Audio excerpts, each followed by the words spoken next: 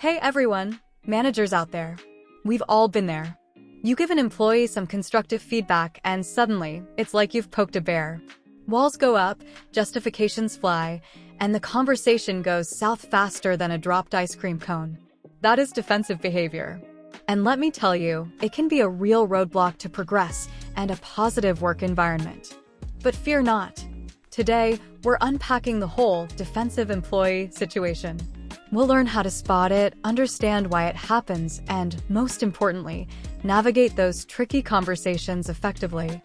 Have you ever found yourself giving clear instructions, only to have an employee come back with a million reasons why it can't be done exactly that way?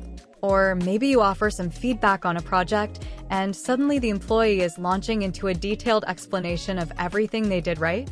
Those are classic signs of defensiveness. It can also show up as interrupting constantly, dismissing your suggestions without a thought, or even getting overly emotional and argumentative. Okay, so we know what it looks like, but defensiveness can manifest in different ways. Let's break down some common types. Projection.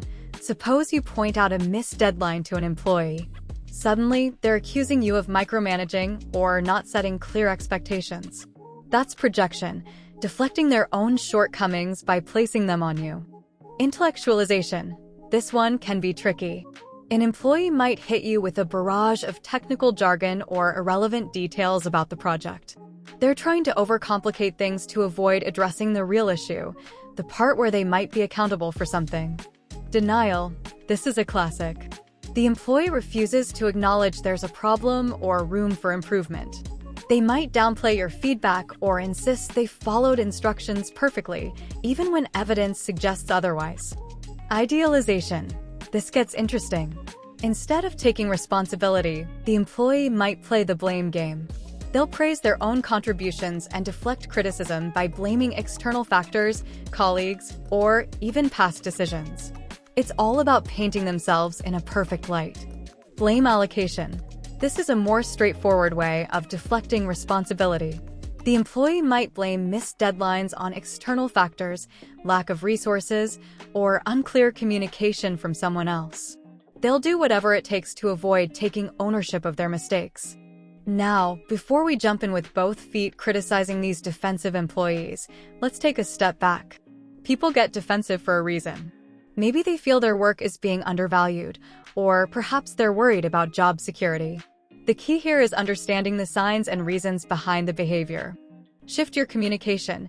Use I statements and open-ended questions instead of accusations. Focus on solutions, not blame. This approach encourages dialogue and fosters a collaborative spirit. For example, I feel concerned when, instead of you always. Practice this discussion with Merlin.